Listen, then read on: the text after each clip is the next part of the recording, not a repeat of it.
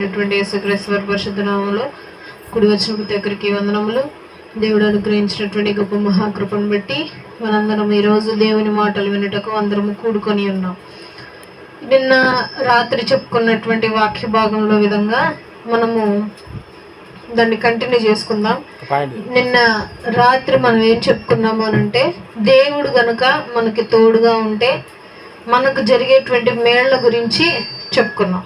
అయితే ఇప్పుడు దేవుడు గనక తోడు ఎవరికి ఉంటాడు? ప్రతి ఒక్కరూ దేవుని కుమారులు అయిపోరు, ప్రతి ఒక్కరూ పరలోక రాజ్యానికి వెళ్ళరు. సో ఎవరెవరికి దేవుడు తోడుగా ఉంటాడు అనేటువంటిది ఈరోజు మనం గమనిద్దాం. మొదటి సమూయేలు గ్రంథము 18వ అధ్యాయము, మొదటి సమూయేలు గ్రంథము 18వ అధ్యాయము 14వ వచనం. మొదటి సమూయేలు గ్రంథము 18వ అధ్యాయము 14వ వచనం. మరియు దావీదు సమస్త విషయములలో సుబుద్ధి కలిగి ప్రవర్తింపగా యెహోవా అతనికి తోడుగా నుండెను. వచ్చారు. నిన్న మనం దావీదు గారి గురించి ఒకటి తెలుసుకున్నాం. ఆయనకి ఒకరు వెన్నుపోటు పొడిస్తే ఆ వెన్నుపోటు పొడిచిన వారితో కూడా ఆయన సమాధానంగా ఉన్నాడు. అంటే ఆయన మీద కోపడలే, ఆయన్ని తిట్టలే, ఆయన దూరం పెట్టలే, ఆయన సహాయం కోరి వస్తే తిరిగి చేశాడే కానీ సమాధానంగా ఇద్దరు కలిసి ఉన్నారా కానీ ఎటువంటి భేదాలు లేకుండా ఉన్నాడు దావీదు గారు. దావీదు గారి జీవితం మొత్తం అలాగే కొనసాగుతూ ఉంది. కానీ ఆయన చేసే పని ఏంటి అని అంటే రక్తం. ఆయన చేతికి ఎప్పుడు రక్తం అంటుతూ ఉంటుంది. ఎందుకు అనంటే యుద్ధాలు ఎక్కువ చేస్తూ ఉంటాడు ఆయన. సో దావీదు గారిలో ఉన్నటువంటి గుణం ఏంటి అని అంటే సుబుద్ధి, మంచి జ్ఞానం కలిగిన వాడు, బుద్ధి కలిగిన వాడు, భక్తి భయం కలిగిన వాడు. కాబట్టి దావీదు గారికి ఎవరు తోడుగా ఉన్నారు? యెహోవా అతనికి తోడై ఉండడు. ఎప్పటి నుండి? చిన్నప్పటి నుండి యెహోవా తోడుతోనే ఆయన పెరుగుతూ వచ్చాడు దావీదు గారు. అందుకే ఆయన కంటే 100 రెట్లు ఇంకా ఇంకా ఇంకా 100 రెట్లు ఎక్కువ బలం కలిగినటువంటి వ్యక్తి, ఎత్తు కలిగినటువంటి వ్యక్తితో సాహసం చేసి యుద్ధం చేసి గెలవటం జరిగింది. తర్వాత ఇంకా ఎటువంటి వారికి దేవుడు తోడుగా ఉంటాడు? మొదటి రాజుల గ్రంథము 11వ అధ్యాయము, మొదటి రాజుల గ్రంథము 11వ అధ్యాయము 38వ వచనం. 11:38 మొదటి రాజుల గ్రంథం. నేను నీకు ఆజ్ఞాపించినదంతయు నీవు విని నా మార్గములను అనుసరించి నడుచుచు నా దృష్టికి అనుకూలమైన దానిని జరిగించుచు నా సేవకుడైన దావీదు చేసినట్టు నా కట్టడలను నా ఆజ్ఞలను గైకొనిన యెడల నేను నీకు తోడుగా ఉండి దావీదు కుటుంబమును శాశ్వతముగా నేను స్థిరపరిచినట్లు నిన్నును స్థిరపరిచి ఇజ్రాయేలు వారిని నీకు అప్పగించెదను. చాలు. దావీదు గారికి దేవాది దేవుడు ఇచ్చేటువంటి మాట ఏంటి అని అంటే, దావీదు ఒకవేళ నువ్వు గనుక నేను చెప్పిన ప్రతి మాట వింటే నేనేం చేస్తా? నీ ఎదుట ఉన్నటువంటి శత్రువులందరినీ నీకు అప్పగిచ్చేస్తా. అంటే వాళ్ళు తిరిగి పోరాడలేకుండా ఉండే విధంగా చేస్తా నేను. ఇంక నువ్వేం పోరాడక్కర్లేదు, శక్తి చూపించక్కర్లేదు, యుద్ధం చేయక్కర్లేదు. డైరెక్ట్గా వాళ్ళ మీద విజయమే నీకు వస్తుంది. నువ్వేం చేయాలి? దేవుడు అనుగ్రహించినటువంటి, దేవుడు విధించినటువంటి కట్టడలు, ఆజ్ఞలు ప్రతీది నువ్వు దాన్ని ఏం చేయాలి? గైకొనాలి. ఇట్లాంటి వారికి దేవుడు తోడుగా ఉంటాడు. ఇంకా ఎవరికి తోడుగా ఉంటాడు? సామెతల గ్రంథము 3వ అధ్యాయము 32వ వచనం. సామెతలు 3:32. సామెతల గ్రంథము 3వ అధ్యాయము 32వ వచనం. కుటిలవర్తనుడు యెహోవాకు అసహ్యుడు, యథార్థవంతులకు ఆయన తోడుగా ఉండును. చాలు. కుటిలవర్తనుడు అని అంటే పాపులు అని చెప్పుకోవచ్చు. ఇలాంటి వారు దేవునికి ఎట్లా కనిపిస్తారంట?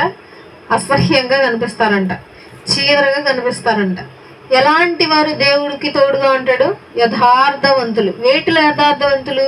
ప్రతి విషయంలోనూ యథార్థవంతులుగా ఉంటే, ప్రతి విషయంలోనూ పాపాన్ని దూరం పెట్టి నీతిగా నిజాయితీగా బ్రతికితే వారికి దేవుడు ఎప్పుడు తోడుగా ఉంటాడు. అయితే ముందు మనం చదువుకున్నాం కదా, మొదటి రాజుల గ్రంథంలో దావీదు గారు చెప్తున్నారు, కట్టడలు అన్ని అనుసరించాలి, బైబిల్లో ఉన్నటువంటి ఆజ్ఞలన్నీ అనుసరించాలి అని.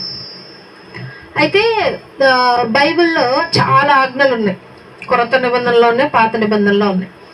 అయితే రీసెంట్గా నాకు ఒక మాట కనిపించింది అనమాట. ఏంటి అని అంటే, నీ పాపములు నీ సహోదరుల ఎదుల ఒకరికొకడు నీ యొక్క పాపములు ఒప్పుకొనుడి అని బైబిల్లో ఉంది. అది ఆజ్ఞ. ఏం చేయాలి? ఒకరికొకడు మన పాపములను ఒప్పుకొని సమాధాన పడాలి. దాని అర్థం ఏంటి? మీకు తెలిసి మీకేం అర్థమైంది? ఎవరన్నా పాపాలు చేస్తే, తప్పులు చేస్తే ఒకరికొకరు ఒప్పుకోవాలి. ఎవరెవరికి చెప్పి ఒప్పుకోవాలి? అయితే కొన్ని మాటలు, కొన్ని ఆజ్ఞలు ఏమైతే అనంటే మనుషులకి అర్థం కావు. బైబిల్లో ఈ ఆజ్ఞ ఒక ఆమె చదివిందంట. చదివి ఒకరికొకడు పాపములు ఒప్పుకోవాలని ఉంది కదా అని చెప్పి ఆమె ఏం చేసింది అని అంటే, తన కాబోయే భర్తకి తాను చేసిన పాపాలన్నీ చెప్పుకుందంట. ఏం చేస్తాడు ఇప్పుడు భర్త? ఒప్పుకున్నాడు, చెప్పేసింది, సరే ఆజ్ఞ ఉందిగా పాటించేసింది. సమాధానంగా ఉంటారు ఇద్దరు? మరి దేవుడు ఎందుకు చెప్పాడు ఈ ఆజ్ఞ? అంటే ఈ ఆజ్ఞ అర్థం ఏంటి? ఇప్పుడు సపోజ్ నేను ఎదుటి వారి ఏడం తప్పు చేశాను, నాదే తప్పని ఎదుటి వారికి తెలుసు. అయితే నేనేం చేయాలి? తప్పు నాదే, నేనే తెలియక చేశాను, తెలిసి చేశాను, నా స్వార్థంతో చేశాను, నాకేదో ఉపయోగం చేశాను, ఇక నుండి చేయను, మన ఇద్దరం కలివిడిగా ఉందాం, సహోదరులుగా ఉందాం. ఆ విధమైనటువంటి పాపములు ఒప్పుకొని సహోదరులై ఉండాలని చెప్పారు. సో ఈ విధమైనటువంటి ఆజ్ఞలు బైబిల్లో ఉంటాయి. ఇప్పటికీ ఒక రూల్ ఉంది, ఏదో చర్చెస్లో ఉంది ఇప్పటికీ.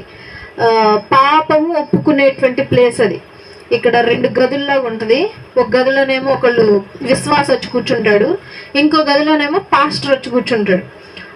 మొహాలు చూసుకోకుండా ఇట్లాగే కూర్చొని ఎదురెదురు ఆ విశ్వాసి చెప్పినటువంటి పాపాలన్నీ పాస్టర్కి చెప్పాలి. మొహం చూడు మళ్ళీ పాస్టర్, ఆ విశ్వాసి మొహం. పాపాలన్నీ చేసిన పాపాలన్నీ ఫాదర్ గారు, నేను ఈ వారం ఈ తప్పు చేశాను, నేను ఈ వారం ఆ తప్పు చేశాను అని ప్రతి పాపం చెప్పేసుకోవాలి. ఆ పాస్టర్ గారు చెప్తే దేవుడికి చెప్పేసినట్టే లెక్క. అలా చేసినందుకు అలా కొంతమంది పాస్టర్లు ఫారెన్ కంట్రీస్లో అలాంటి వారిని బ్లాక్మెయిల్ చేసిన వాళ్ళు కూడా ఉన్నారు చాలా మంది.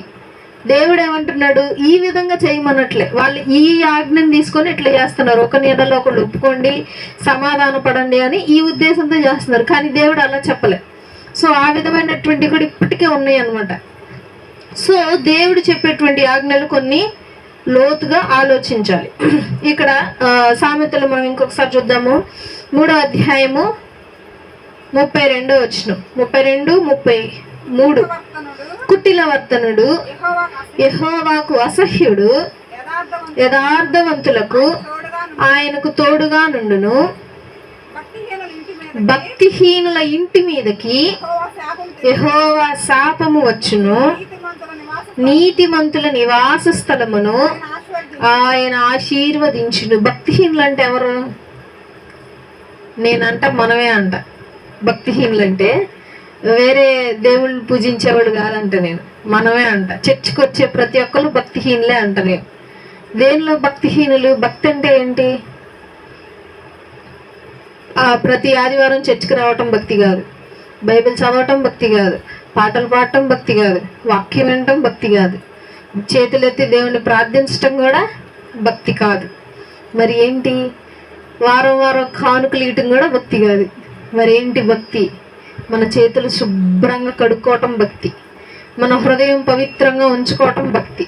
ఇటువంటి భక్తి పరులు ఇప్పుడు లేరు. సో అటువంటి భక్తిహీనుల ఇంటి మీదకి ఏమొచ్చిందంట? మనుషుల శాపమే భయంకరమైతే అది యెహోవా శాపం అయితే ఇంకెంత భయంకరంగా ఉంటుంది?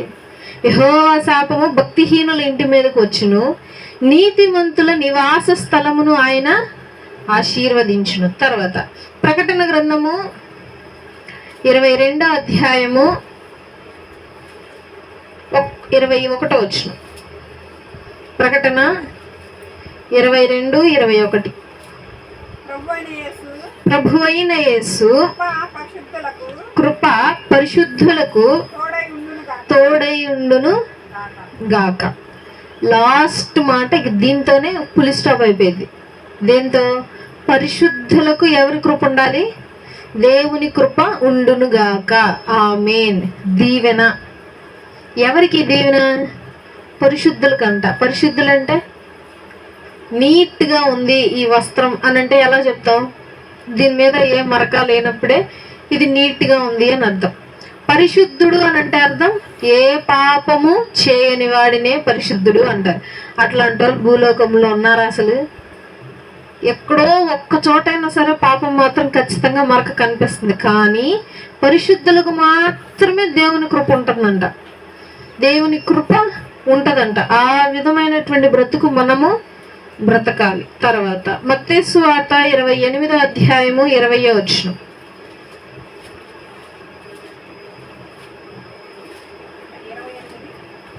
28:20. ఒక నిమిషం. నేను మీకు ఏ ఏ సంగతులు ఆజ్ఞాపించితినో వాటన్నిటినీ గైకొనవలెనని వారికి బోధించుడి. ఇదిగో నేను యుగ సమాప్తి వరకు సదాకాలము మీతో కూడా ఉన్నానని వారితో చెప్పాను. యేసుక్రీస్తు ప్రభువారు శిష్యులకి ఇక భూలోకం మొత్తానికి వెళ్ళండి, నా గురించి ప్రచారం చేయండి అని చెప్పి పంపిస్తూ వాళ్ళకు మాట ఇంకో మాట చెప్తున్నాడు. ఆఖరి మాట ఏమని? నా గురించి చెప్పండి, నేను ఆల్రెడీ మీకు ఇచ్చిన ఆజ్ఞలన్నిటినీ పాటించమని చెప్పండి. మీరు పాటించారు, మీరు చెప్పేటువంటి వారికి కూడా చెప్పండి, వారందరినీ ఈ యొక్క ఆజ్ఞలన్నిటినీ పాటించమని చెప్పండి. తర్వాత ఏంటి? తర్వాత వర్డ్ ఏంటి? ఇదిగో నేను యుగ సమాప్తి వరకు సదాకాలము మీతో తోడుగా ఉన్నాను. ఒకరితో అని చెప్పాడు దేవుడు. ప్రతి ఒక్కరికి దేవుడు ఏమి ఉన్నాడు? నేను ప్రతి ఒక్కరికి తోడుగా ఉన్నాను. అయితే మీరందరూ ఏం చేయాలి? నేను ఆల్రెడీ విధించినటువంటి ఆజ్ఞలన్నిటినీ మీరు పాటించాలి. మొదట మనం చూసుకున్నట్లయితే చాలా విషయాల్లో మొదటి సమూయేల్లో ఏమనుంది? మళ్ళీ వద్దాం ఫస్ట్ నుండి.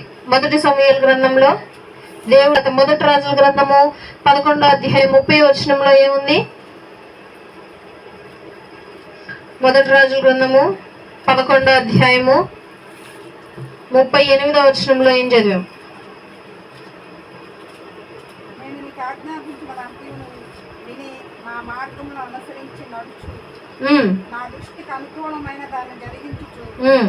నా సేవకుడైన దావీదు చేసినట్టు నా కట్టడలను నా ఆజ్ఞలను గైకొని ఎడల నేను నీకు తోడుగా ఉండి దావీదు కుటుంబమును శాశ్వతముగా నేను స్థిరపరిచినట్టు నేను స్థిరపరిచి ఇశ్రాయేలు వారిని మీకు అప్పగించాను.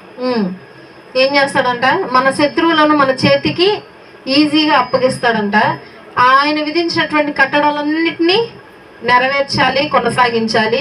దావీదు గారు జీవించినటువంటి విధంగా మనం కూడా జీవించాలి. తర్వాత సామెతల్లో ఏమనంటున్నాడు? సామెతల్లో జ్ఞాని అయినటువంటి సొలొమోను గారు ఏమంటున్నారు? 3వ అధ్యాయము 32వ వచనం. ఎవరంటే అసహ్యం దేవునికి? యెహోవాకు ఎవరంటే అసహ్యము?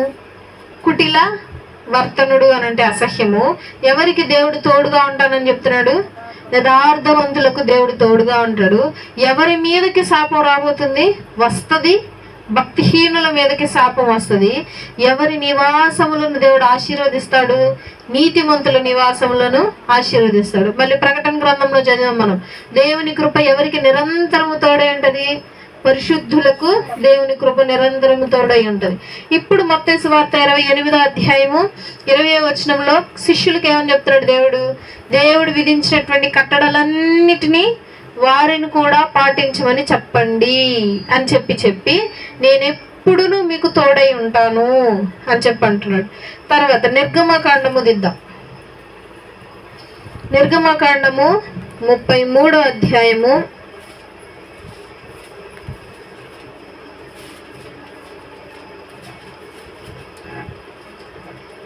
నిర్గమకాండము 33 అధ్యాయము 14-15 వచనాలు. అందుకు ఆయన నా సన్నిధి నీకు తోడుగా వచ్చును, నేను నీకు విశ్రాంతి కలుగజేసేదనగా మోషే నీ సన్నిధి రాని ఎడల ఇక్కడ నుండి మమ్ముని తోడుకొని పోకుము. చాలు. ఇజ్రాయేలీలను యెహోవా దేవుడు కనాను దేశానికి నడిపిస్తూ ఉన్నాడు. కొంత దూరం వెళ్ళాక సీనాయి అనే పర్వతం వచ్చింది. అక్కడ మోషే గారు పర్వతం ఎక్కి 40 రోజులు యెహోవా దేవునితో మాట్లాడుతూ అక్కడే ఉంటాడు. మోషే పైకి వెళ్ళాడు, కొంపతీసి దేవుని చూసి చనిపోయాడో ఏమో అని చెప్పి ఇజ్రాయేలీలు ఏం చేశారు అని అంటే, వాళ్ళకంటూ ఒక దూడను తయారు చేసుకొని ఈ దూడే మమ్మల్ని ఐగుప్తు దేశం నుండి కానాన్ దేశానికి నడిపించిందని చెప్పి ఓ పండగ చేసుకుంటూ పెద్ద పెద్ద డ్రమ్స్ వాయించుకుంటూ తాగుతూ తిరుగుతూ మళ్ళీ పాపం చేస్తూ పండగ చేసుకుంటున్నారు అనమాట. అదొక జాతరలాగా. ఈ విషయము దేవుడు గమనించి మోషే గారి కిందకు వచ్చి వారందరికీ హెచ్చరించి ఆ దూడని అగ్నిలో వేసి కాల్చేశాడు. తర్వాత ఆ దేవుడు అంటాడు, యెహోవా దేవుడు, మీ దగ్గర ఉన్నటువంటి ఈ బంగారం అంతటిని తీసేయండి. ఏం చేస్తారు మళ్ళీ ఆ బంగారం ఉంటే? మళ్ళీ ఇంకో దూడను తయారు చేసుకుంటారు, ఎద్దును తయారు చేసుకుంటారో, గొర్రెను తయారు చేసుకుంటారో, లేదా మనిషిని తయారు చేసుకుంటారో. కాబట్టి మీ దగ్గర ఉన్నటువంటి ఈ బంగారం మొత్తాన్ని తీసేస్తే నేను మీతో వస్తా, లేకపోతే నేను మీకు తోడుగానే ఉంటాను, మీరు వెళ్ళండి అంటున్నాడు దేవుడు. ఇజ్రాయేలీలు నడుస్తుంటే రాత్రిపూట అగ్నిమేఘం ఇట్లా పై నుంచి అట్లా వెళ్తుంది. మనకు టార్చ్ లైట్ ఇప్పుడు ఎట్లాగో అప్పట్లో ఇజ్రాయేలీలకి అది పెద్ద టార్చ్ లైట్, ఒక మేఘం. పగటి పూట ఎండని తట్టుకునే విధంగా ఒక మేఘం. అంటే వాళ్ళని కందనివ్వకుండా దేవుడు నడిపించుకుంటా తీసుకెళ్తా ఉంటే ప్రతిసారి దేనికో దానికి గొనగటం. ఆకలి వేస్తుందని గొనుగుతారు కాసేపు, దాహం వేస్తుందని గొనుగుతారు కాసేపు, మేము నడవలేమని చెప్పి గొనుగుతారు కాసేపు. దేవుడు చేసే అద్భుతాలన్నీ చూస్తూనే ఉంటారు మళ్ళీ. సో ఈ విధంగా ఉంటున్నారు. కాబట్టి నేను రాను, మీరు వెళ్ళండి, నేను ఎప్పుడు మీకు తోడుగానే ఉంటాను. కావాలంటే ముందు వెళ్ళే దారిలో పక్కకు తిరగాల, ఎడం వైపు తిరగాల, స్ట్రైట్గా వెళ్ళాలనేది నేను నీకు చెప్తా, మీరు వెళ్ళండి అని అన్నాడు దేవుడు. అంటే మోషే గారు అంటున్నారు, లేదు, నీ సన్నిధి లేకపోతే మేము ఇక్కడ నుండి వెళ్ళము. సరే, నేను రావాలంటే నువ్వేం చేయాలి? నీకున్నటువంటి బంగారం అంతా తీసేసేయాలి.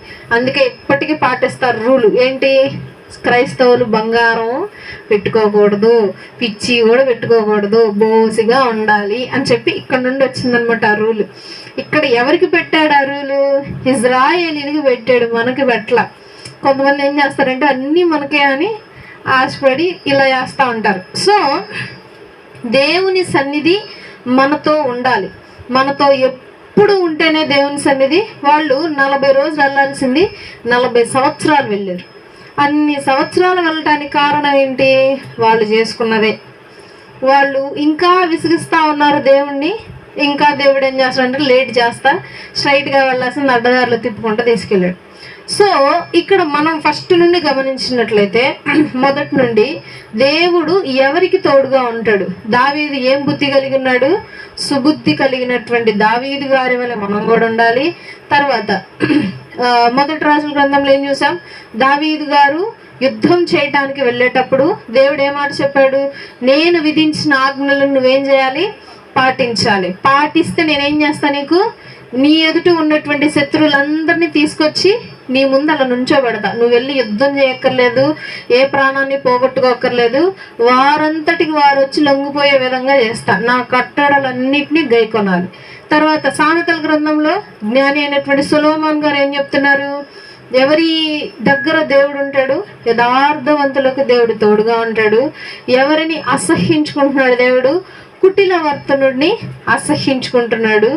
ఎవరికి ఎప్పుడు తోడుగా ఉండి వారి నివాస స్థలములను ఆశీర్వదిస్తాడు? నీతిమంతుల నివాస స్థలములను దేవుడు ఆశీర్వదిస్తాడు అని చెప్తున్నాడు. మళ్ళీ ప్రకటన గ్రంథంలో మనం చూసినట్లయితే దేవుని కృప ఎవరికి తోడుగా ఉంటుంది అంటున్నాడు? పరిశుద్ధులకు సదాకాలము తోడుగా ఉంటది. మళ్ళా మనం ఇప్పుడు చదువుకున్నాం నిర్గమకాండంలో ఏం చదివాము? దేవుని సన్నిధి మనకు తోడుగా ఉండాలా? మనతో మనతో వచ్చేయాలి. ఇజ్రాయేలీలు మోషే గారు అదే అంది, నేను నీకు తోడుగా ఉంటాను, నువ్వు వెళ్ళు అని అంటే లేదు నువ్వు కూడా నాతో రా, పిల్లలు అంతే కదా, నేను ఇంట్లో ఉండి నీకు తోడుగానే ఉంటారు, పోరా బడికి వెళ్ళరు అంటే లేదు, నువ్వు కూడా వస్తేనే నేను బడిలో కూర్చుంటా అంటారు పిల్లలు.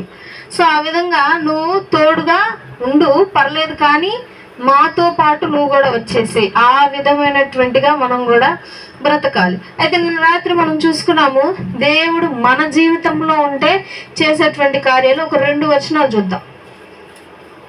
దేవుడు